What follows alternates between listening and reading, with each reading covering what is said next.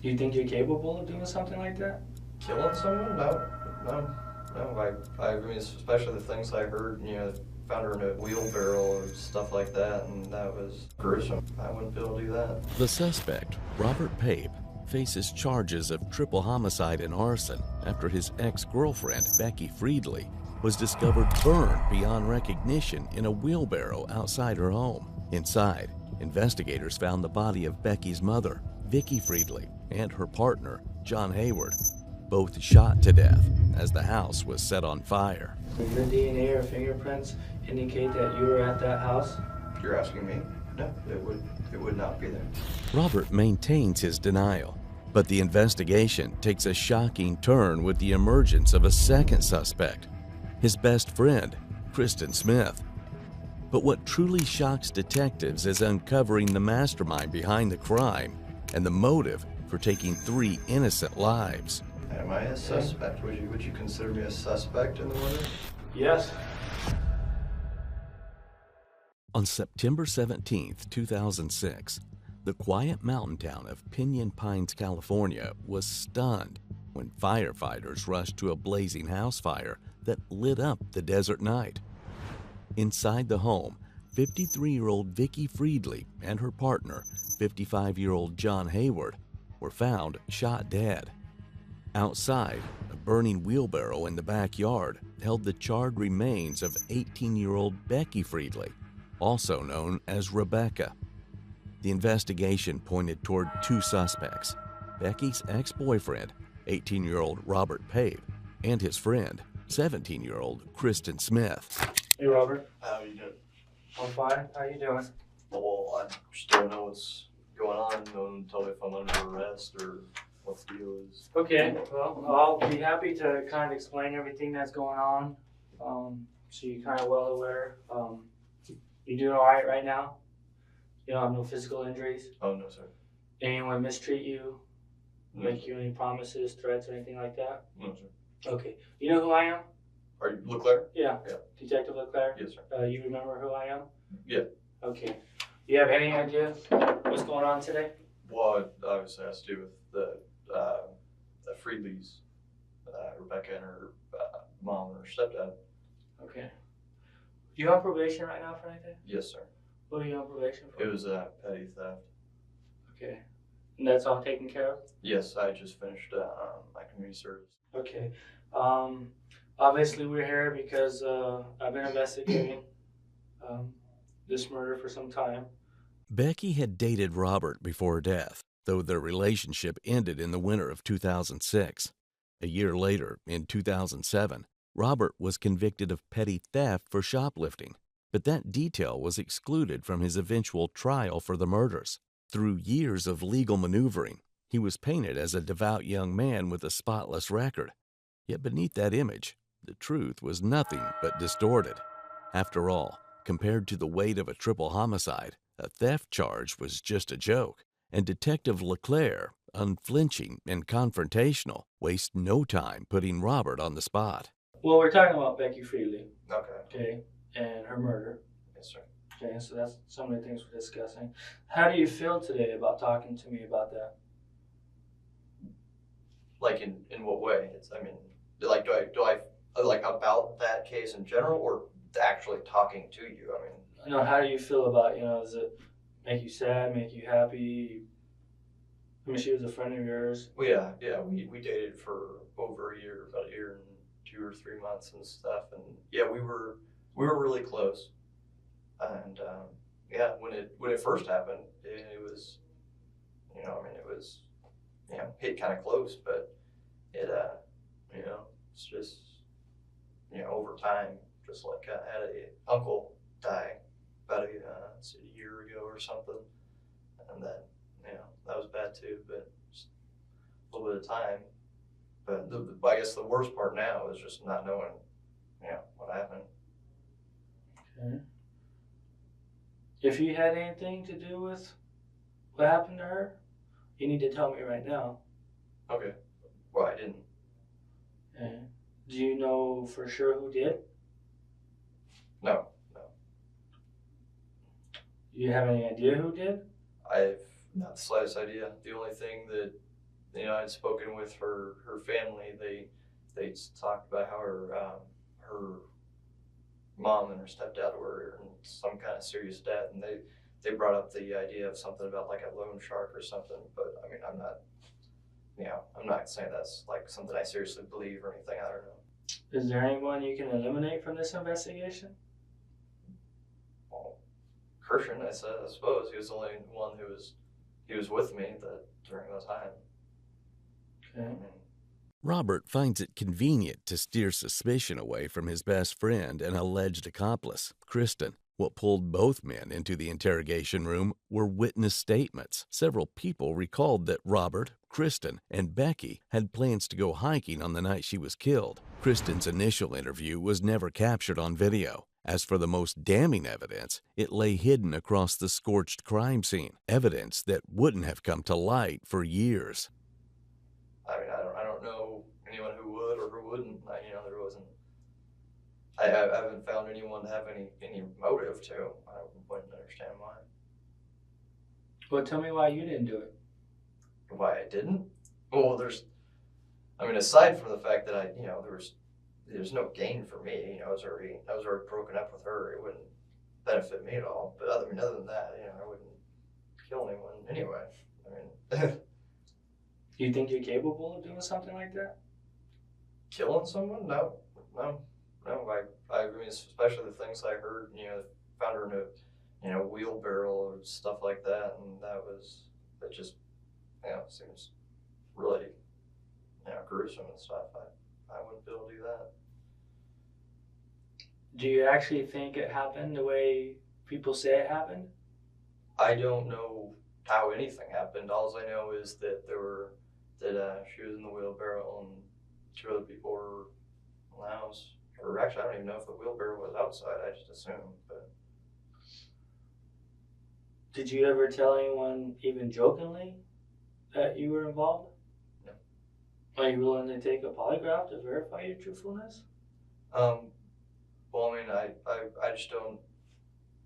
I just like to know like why it is so. Like, why I'm such a suspect. I'd say, And if we're getting into like all that, I suppose that I'd want some sort of like legal advice, some sort of advisor or something. What unfolded was no accident. It was a calculated triple murder masked by fire. Becky was so badly burned that the cause of death could not be determined. Her mother, Vicky, had been shot with a handgun, while Vicky's partner, John, was shot twice in the chest with the same shotgun. The house itself had been set ablaze, likely to erase any trace of evidence. Now, Detective LeClaire is ready to confront Robert with the first of many pieces of evidence he has waiting. What if someone had told me that they saw you driving on Highway 74 that day? I'd say they were mistaken. So with that in mind, you think you could kind of give me a recollection of that particular day? I worked that day, and I suppose I drove home. I think so. I think I had my car at that time, and before that, I had just gotten rides with Christian. But I suppose I drove home, and I was supposed to hang out with Christian that day, but I hadn't gone to church because I'd worked the morning mass. The church we go to is at 10:30, and we missed that, and they don't have an evening mass. So I was going to try to go out to a mass at Sacred Heart, and as we were driving out that direction, I gave them a call and found out we'd missed it. So we went back over to Christian's, and they were playing games at some point, and then went paintballing. I don't believe we stopped anywhere. I think we were just driving, and then we ended up turning around and just going to his house. You talked to anyone on the phone while you were out there? I don't believe so. If anything, maybe my girlfriend or something, but I don't know. I mean, would you typically have your phone with you? Sometimes, but I mean, we were planning on doing some little skirmishes, just us two. So if anything, I'd probably put my phone in the car or something because I wouldn't want to get it all dirty because it's all desert. Okay. Would you leave your phone on or off? It's very possible I turned it off. Why would you do that? Why would I turn it off? Just because it saved battery. My phone, a lot of times I'll use it to, it plays MP3, so a lot of times I'll use it to play that, so it runs down the battery fairly quickly. Robert dismisses his phone being off as routine, but detectives uncover a different story. His partner revealed that the night of Becky's murder was the only time she couldn't reach him for hours. Records show Robert's phone switched off at 7:13 p.m. on September 17, 2006, the same window when Becky, Vicky, and John were killed. Kristen's phone was also switched off at the very same time. Both were switched on at 9:44 p.m., over 2 hours later, in a location that would soon uncover the truth. But before that, the detective presses Roberts on the hiking trip, the last plan Becky would ever make. Well, what's this deal with all this hiking business? She had invited me to go hiking, and I had told her I would, and I didn't, I wasn't planning on going because I knew she would have kept on bugging me, so I just said I would, and then I was planning on just, canceling, last minute, and then, then she didn't go hiking with whatever guy she was going hiking with or whatever, and yeah, that was it. And when was this? When was it? Wait, when was? You're telling me about a hiking event. I'm Oh. asking you when that was. Well, that was the thing. That was when that was the night we were supposed to go hiking, and it was supposed to be me and her and some other guy who I don't know, and that was the night that happened. That what happened? She was, that they were all yep. Okay. Tell me about this other guy. I don't know. I honestly can't remember whether she said he was a Marine or if I just assumed he was, because that's who she associated with a lot. I'd heard about her and one of her sisters got going and hanging out at the Marine base, 29 Palms Marine base, kind of a lot, and hanging out with the Marines there. So I like I said, I'm not sure if he actually was or not. What makes you think? Why would she invite you up there if she's inviting someone else that you don't know up there? I believe that she still had feelings for me.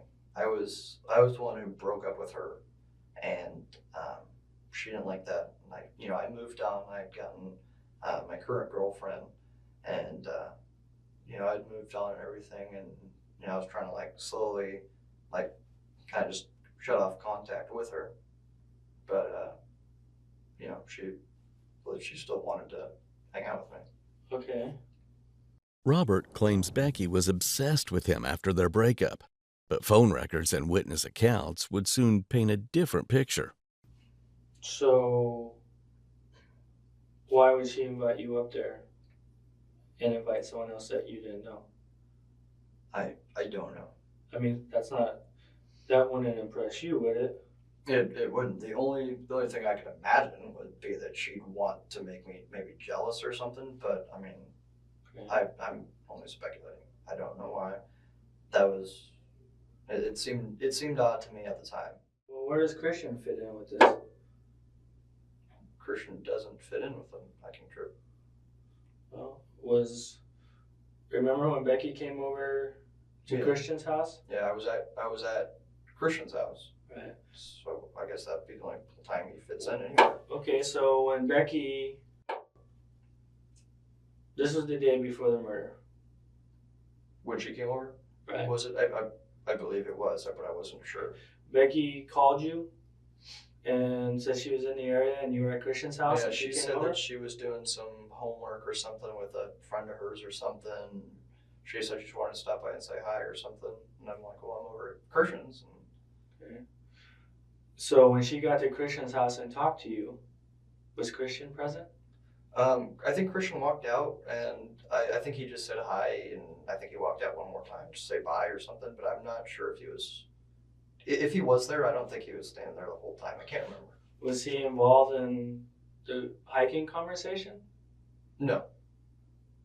No, there was. Were you going to go up to Becky's house with Christian? No, I wasn't.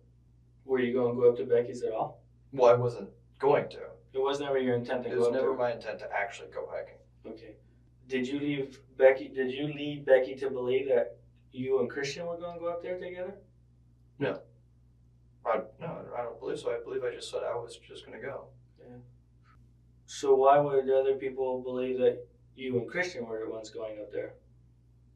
I'm not sure. I mean, I guess suppose it's possible that maybe he was included since he was there. But I, as far as my recollection, I thought it was just me.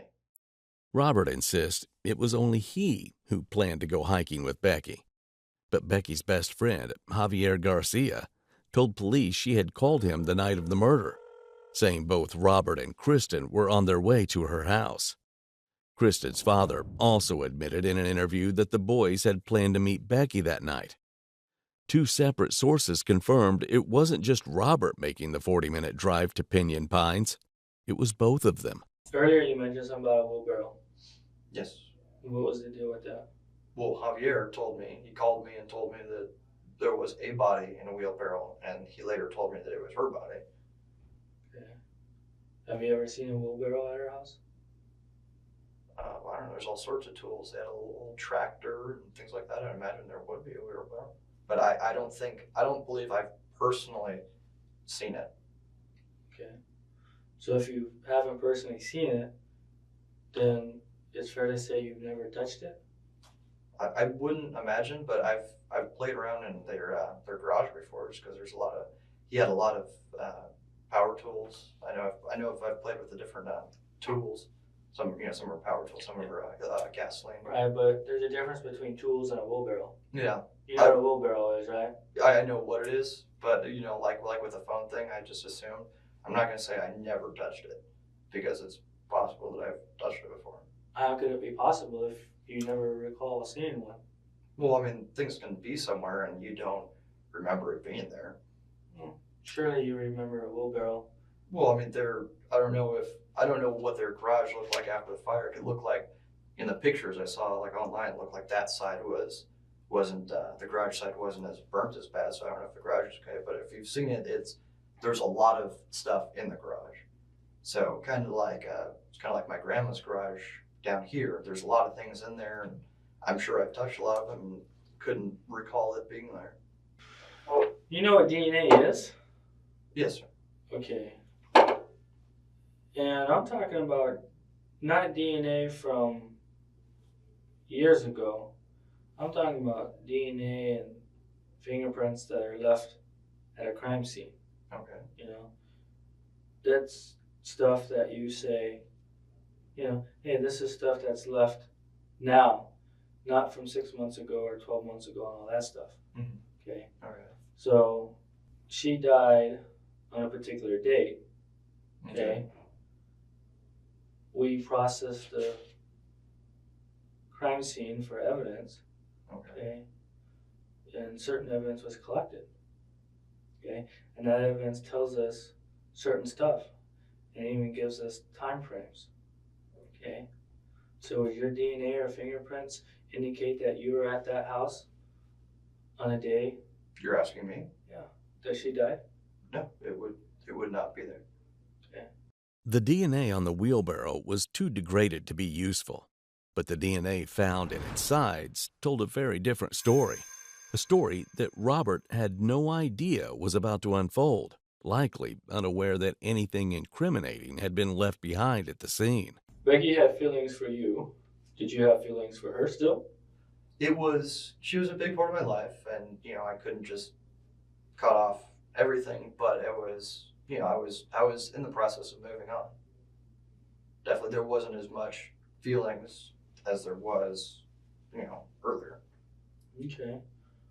So let's take like the 7 days prior to her death. Okay. Because I understand, you guys broke up like what, January of 06? So we broke up in January. That would make sense. Do you know when she died? September, because the year Do you know what anniversary day? just came around. No, I don't know. Okay. So in those 9 months, have you guys communicated, or what was the relationship in those 9 months? Specifically, say September. I'm sure February, maybe you guys talk more than September, or vice versa. So tell me how that worked. I think the time that I had spoken with her, like the night before or day before or whatever, before the murder, whatever happened. It was a murder. Okay, all right. Then I hadn't spoken with her in a good amount of time, because I was, like I was saying, I was trying to slowly stop the communication, just kind of move on. I don't know what you mean when you, for your time frame, a little amount of time. Okay, I honestly don't remember the last time I had spoken with her before that. It was probably more than a month. Did you talk to her on the day she died? The day? Yes. Okay. How many times do you think you talked to her on the day she died? I believe once. Okay. Did you see her that day? No, not that day. Okay. The day before she died, you talked to her in person at Christian's house? Yes. Okay. Did you, and I know you said she called on the phone before she got to Christian's house. Okay. Yeah. So that's 2 communications that day. Did you guys have any other conversation that day? Wait, 2 communications that day? She called you, said I'm in the area, and I'm gonna come by. Then she showed up at Christian's house. Okay. So you guys had 2 conversations. Okay, yes. Okay. So other than those 2 conversations, did you talk to her at any other time on that day before she died? I don't think so, but I mean, I guess it's always possible that, it's like, called to say something real quick or something, but there shouldn't have been any other, like, detailed conversations. What about that day before? 2 days before she died? I don't believe I spoke with her. Okay. I mean, because if you talk to her 1 time, you may not remember. Could be insignificant. But if you talk to her 20 times, obviously you would remember. Okay. So that's what I'm getting at. I don't believe I did. But I don't remember. It was, some time ago. Okay. It's not going to serve us much purpose if we talk about things and we just get a whole bunch of I don't remembers.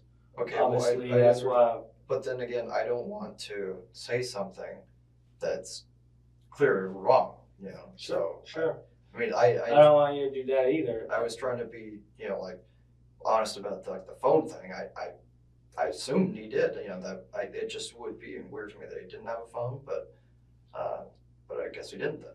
Becky's friends and phone records directly contradicted Robert's claims. Just 3 days before her death, Robert himself initiated a 10-minute call with her. While he painted Becky as the one chasing him, her 2 closest friends testified that it was Robert who displayed an obsessive need for control. One even recalled Becky receiving 30 to 40 calls a night from Robert shortly after their breakup, while Becky was on vacation with her friends. What Robert doesn't realize is that his words are slowly building the case against him. What time were you supposed to go hiking?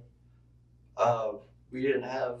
I remember speaking with her. She just said after work, and I said, after work, I've got to, take a shower and stuff like that. So it's obviously going to be sometime after that. But I don't remember if we set a specific time. After your work or her work? My work. I don't think she worked that day. Okay, so you got off work at 6 o'clock or 5 o'clock, right? Yeah, that would make sense. Okay. So what time would you call her in order to cancel? I mean, she would expect you at some point. Yeah. Daytime, nighttime? If anything, it'd probably be a little bit later, because I think I was trying to kind of just save it for the last minute, just kind of like, oh, this something just came up real quick or something. So I believe, if anything, I would have saved it till a little bit later. Okay. So what time do you think? Well, we were late for church and stuff, so about 5 or 6. It'd obviously have to be, after 6 or something. I guess it'd be between 6 and 8 or something. Okay. But I thought 8 seems too late anyway. So I'd imagine it was before that. Okay, well, the only thing before 8 and after 6 would be 7. Okay, I guess that seems like a fair number, right? That I would guesstimate. So it'd be fair to say that you would have called Becky around 7 to counsel because you would anticipate she would have been home at that time? I'd imagine, yeah, I'd say that would seem fair. So would there be a telephone record of you calling her cell phone at 7 o'clock? There should be. Obviously you've got the records. If the first time that you talked to Detective Michaels, do you remember talking to him in this room? Yes. And he was asking you about, all this stuff about Becky? Mm-hmm. And you mentioned that you were going to go hiking with him, or go hiking with Becky? Yeah, I was supposed to, yes. Okay. But you didn't tell him that you counsel. Thought I did. But you didn't. I didn't tell him that I did cancel. What did I say? That I never spoke with her, or? No, you just didn't. You just blew her off, basically. You didn't intend to go. Well, because I believe I remember talking about her calling, I believe she called Christian's cell phone after that because she knew I blew her off. Somehow, I believe. Why would she call Christian's cell phone? Because if she was trying to get a hold of me, Christian would be the only other person to get to because I'm usually. Why was she trying to get a hold of you? Because obviously if I wasn't there or I hadn't talked to her, what happened, then obviously she'd want to get a hold of me and find out what's going on. But didn't you just tell me you talked to her and counseled? I believe I did. So why would she call Christian and try to get a hold of you? Because I believe I called and canceled and she wasn't happy about it. So she called Christian to get a hold of me because I believe I had stopped, talking to her. Maybe she called me and I didn't pick up or something. Okay. Alright, you want to drink of water? My mouth is a little bit dry, but I was just. We're almost done. Okay. But Detective LeClaire was far from done. He soon returns with a small piece of evidence, one that would leave a lasting impact on the entire case. You ever heard of pro-life Catholic ministries? Pro-life, against abortion. I'm not sure if that's like a specific group, but pro-life Catholic ministries. Well, you're Catholic. Yeah. And they have this. People, boycott abortion and stuff like that.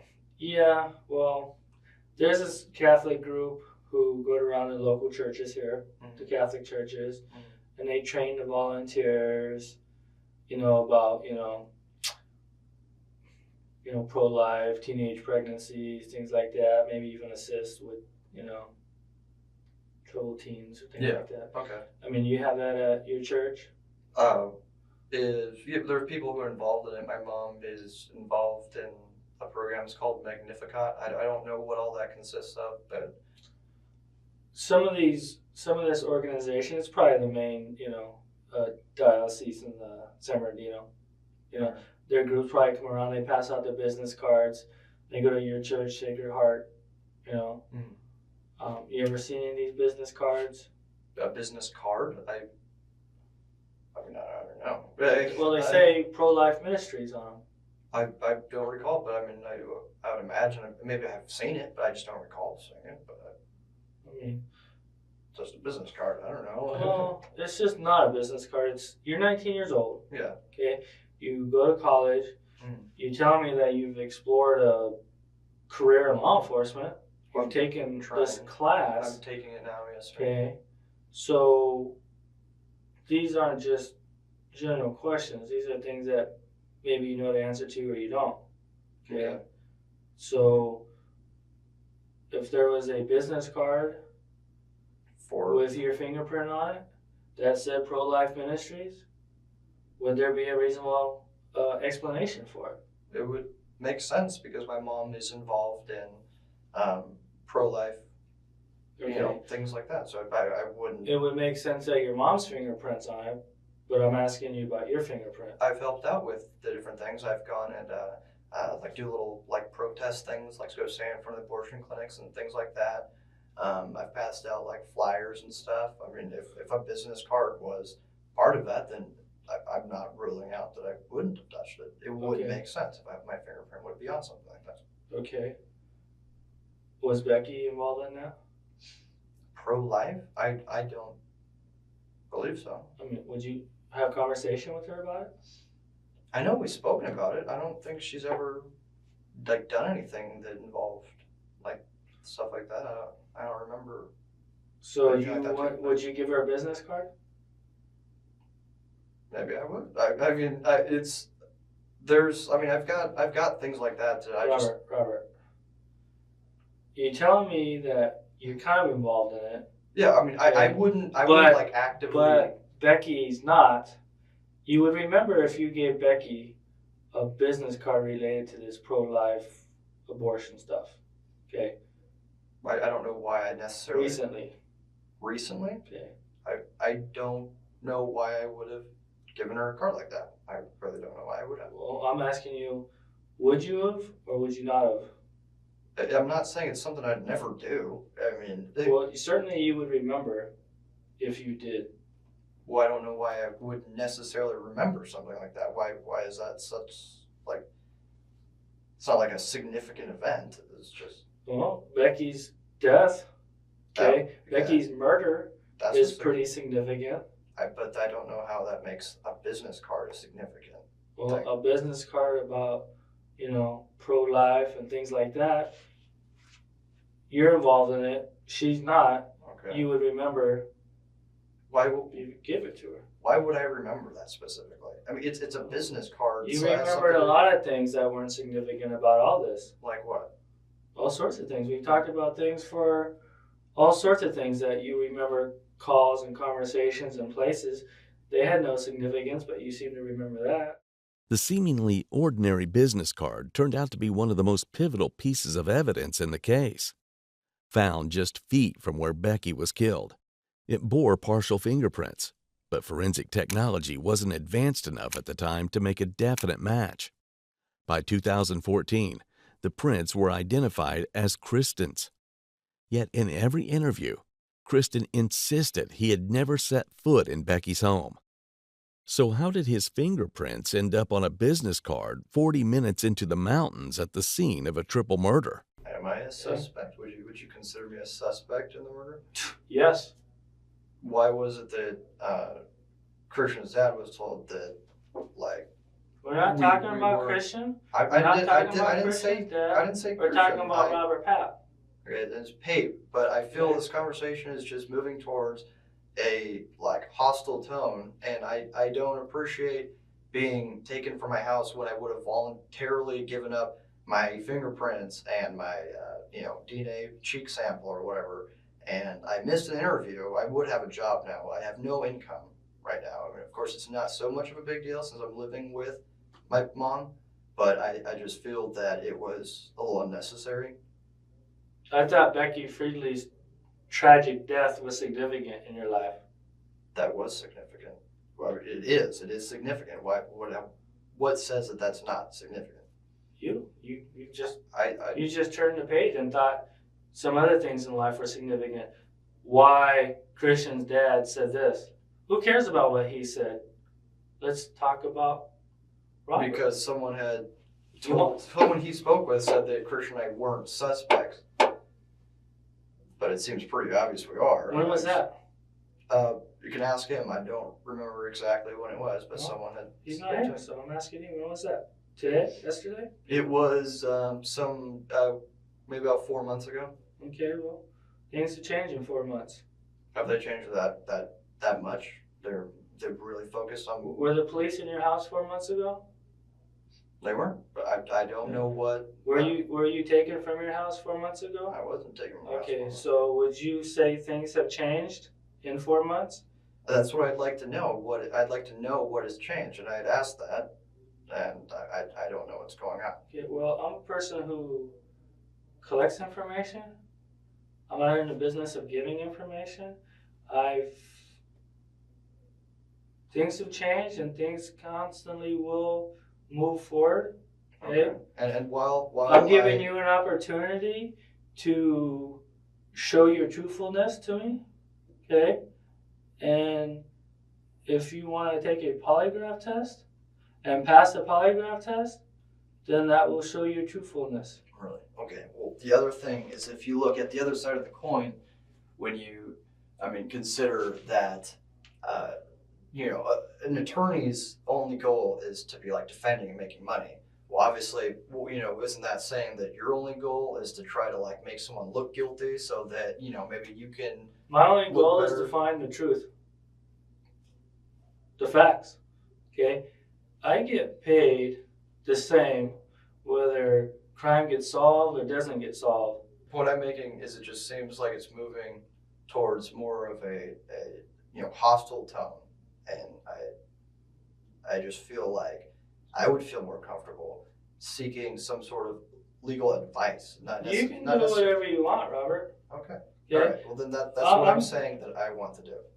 Okay, and you'll be able to. You can do that. Robert tests the waters, probing the detective to see how much evidence is stacked against him. But the detective isn't falling for his scheme. Throughout questioning, Robert shows no trace of remorse or shock at the monstrosity of the crime. Instead, he asks for a lawyer at the first sign of trouble. What he doesn't seem to realize is just how unsteady his situation is, because the detective is holding back even more records and evidence yet to be revealed. So your service is with Verizon. Yes, sir. Okay, and every time you make a cell phone call, it is Documented. Okay. And you know what a cell tower is? Yes, I know where a tower is. Yeah. Okay, a tower gives you a location where you're at. Okay.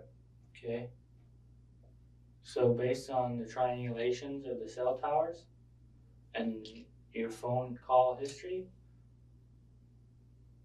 I can tell you where you were at when you made certain phone calls. Okay, and like I said, One thing we need an explanation for is where you were at when you made a particular phone call, because it's not jiving with your story. Okay. Okay? I'm not sure why it wouldn't jive with my story. It wouldn't if it wasn't the truth. Okay. Okay? Remember, the truth doesn't change. Okay, and I'm telling you what I remember. Okay. Unfortunately, what you remember and what happened is two different things. Okay. Okay? So we need to get rid of what you remember and find the truth. Okay. But Okay? you can't just get rid of what you remember if that's what you remember. Because aside from what you remember, there's nothing really, because we don't remember it. Well, the truth is always there. And for some reason, people always kind of come back and remember the truth. You can remember insignificant things in your life, right? All the time you remember things that are insignificant. Okay. Certain things, but that's why I call it insignificant, because a lot of times you don't remember them. Well, no. Okay. Now we have a significant day. Robert is at the police station. Okay. Okay. Is our prime suspect for this murder. And this isn't time to can't recall an insignificant fact.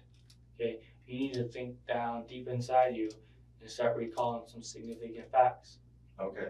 Okay. I need an explanation on some of these places you were at. Maybe there's a reasonable explanation. Okay. But until I hear it, okay, there ain't no explanation. If you want to make it reasonable, I'm all ears. Okay. But that's as I remember. Don't you think you and Christian would remember the same events? I'd imagine we would. Okay. But then again, I'd imagine he'd remember the locations of where exactly we went better than I would, since he was driving. Because he was driving and I wasn't looking at the road. What were you looking at? I was looking at my phone. Just before their phones were turned off, Robert and Kristen's devices pinged off a tower along the remote stretch of Highway 74. Based on Robert's timeline, there was no reason for them to be on the only road leading to Becky's home, just an hour before her murder. Police know exactly where Robert and Kristen were headed, but the case is about to take a drastic turn. You know Monterey south of 111? Where does that road go? That goes up to Rebecca's house. Okay. Were you at any time on Monterey south of Highway 111? I suppose the only way is if we turn around there. Okay. Why would you turn around there? You have no idea where you turned around. I do. That's what I'm saying. I'm saying it's possible that we turn around there. I didn't say that we did. So with that in mind, you really have no idea how far you got. I don't know. Like I had said. But the cell phone towers know. Okay. Okay. So with that in mind, your story needs to fit the cell phone records. Okay. So let's say I turned around there. I'm not gonna, just because that's what the records say doesn't mean that I'm gonna say that I remember it. Of course. Okay. But what if I turned around there? Where it say we're driving down 111. Well, turning around there doesn't answer the question anyways. I don't know. We were in the right lane, and he, couldn't get into the left lane quickly enough. That so it still takes a doesn't rest. answer the question because I just said that. That's not the facts. What do you mean? Because you just said that. I was just giving you an example. I'm giving you an example. That If you possible. turn around at 111 in Monterey, it still doesn't jive with the cell phone records. Okay, like I Because was the cell saying. phone records aren't at 111 in Monterey; they're somewhere else. Okay, I don't know where they are, but I'm telling you what I remember. The only way to unlink yourself Hmm. is to show me that you're not involved. Okay, I don't know how to show you that I Okay, wasn't. I'll tell you. Okay, you contact me when you want to take a polygraph test, and you pass the polygraph, and then that will show me. that So you're not if involved. I pass a polygraph test, I will no longer be linked to this murder. You will not be a suspect. A failed polygraph wouldn't hold up in court, but the evidence pointed to the fact that Robert was lying through his teeth. Then he got an unexpected visitor, his alleged partner in crime, Kristen. At this point, the two hadn't spoken in several weeks. They thought they had drugs on me. What? They thought they had drugs. What you guys talking about? Not a damn thing. Yeah. Well, just the usual, but apparently there's been a break in the case recently. He was telling me that I guess they found something, so they swabbed me for swabbed my cheeks for DNA and fingerprinted me. And they did the same to me. How long have you been here? The clock's wrong. Yeah, I know. Been here since 10. Yeah, same here. 10:30, I guess. Where were they like keeping you normally? Like were you in that little cell thing? Mm-hmm. Smells like piss. Dude, I almost took a piss in there. Yeah, I have to pee, yeah. So I told him nothing. It's just like the same stuff. She just said you want to be a lawyer. I didn't say anything different.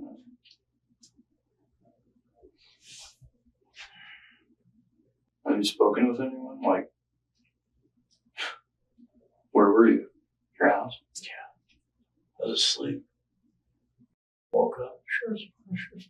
Come to my house. Search warrant. 10 people. I hear like, I ran in her room, what's going on? Apparently, he kept asking me if I had touched the wheelbarrow and stuff like that. The wheelbarrow? Oh. And he kept saying, it's like, oh, it's like the wheelbarrow, because, that's where they found Becky. And that's what Javier told me.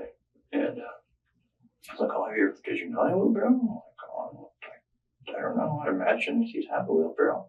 So isn't that something you remember? Like, why would I remember if you had a wheelbarrow? And he's like, so then if you don't remember, then you wouldn't have touched it, right? I'm like, well, I've been in the garage before. I can't say I've never touched a wheelbarrow. I don't physically remember every single thing I've touched in my life. I'm just saying what I had said earlier. Yeah. Sorry. Kristen's attempts to hush the conversation and change the subject were anything but subtle. His whispers couldn't escape the microphones. Together, their words practically screamed guilt. Yet the case went cold for 6 long years. Both Kristen and Robert were released. Robert married and had a child, while Kristen joined the military and moved out of state. But in 2012, the case reopened, and it was Kristen's turn to face the detectives. Obviously, we've never met. We're not the original people that you talked to back in 2006 when all this stuff occurred. We've kind of picked that up again. All right, so those people are not a part of our unit anymore. They've gone on their way elsewhere into the department. But we have picked it up just as a fresh look at things. All right, whatever happened up there, I think you have a much lesser role in that. Okay, and I firmly believe that. You guys are obviously implying that I was involved in it in some way. And that being said, and it being 6 years ago, I don't remember those dates or exactly what happened. So not to implicate myself in anything wrong, or I don't want to say word twist or anything like that, because I don't believe that you guys are here to do that to me. Not at all. No. I'd feel much more comfortable with a lawyer or something like that, because like I said, 6 years is a long time for me to just start spouting off what I remember or what. The breakthrough came 8 years after the murders in 2014, when Kristen's former co-worker, Jeremy Witt, dropped a bombshell. He told investigators that weeks after the killings, Kristen had confessed that he and Robert went to the house and that things had gone wrong, leaving them no choice but to set it on fire. Investigators also uncovered images of weapons on Robert's phone and recorded statements tying him to the crime. Detectives pressed Kristen, hinting he played a lesser role. But would he prove as unyielding as he had 6 years earlier? And Kristen, that's and I guess that's part of the spill like this. Sometimes they get carried on.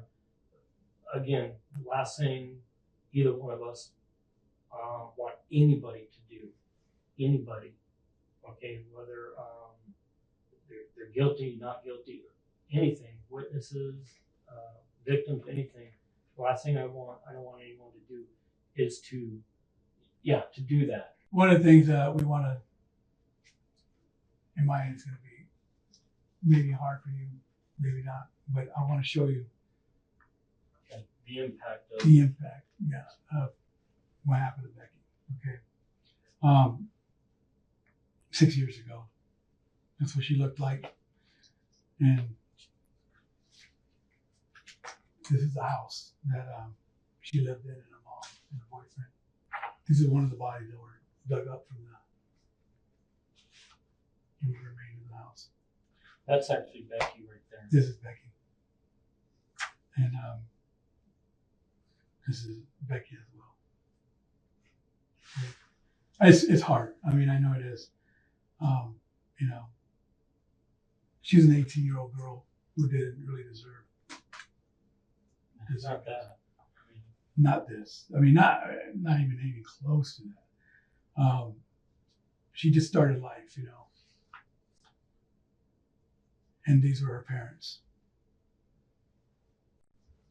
Okay, and that's when we talked about how serious this is,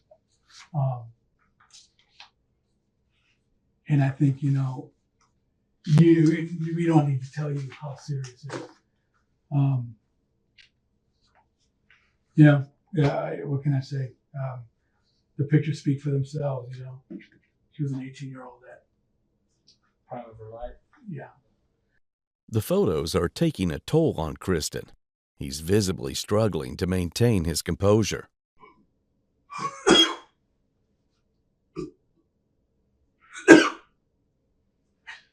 The sheer gruesomeness of the crime was enough to make Kristen sick to his stomach. But was Kristen just as culpable, or had Robert manipulated him into the crime? Robert and Kristen were initially arrested in 2014 but a judge dismissed the case on a legal technicality, allowing them to walk free. They were rearrested in 2016 under a stronger case, leading to a trial in May of 2018 that lasted 23 days, with 10 days of jury deliberations.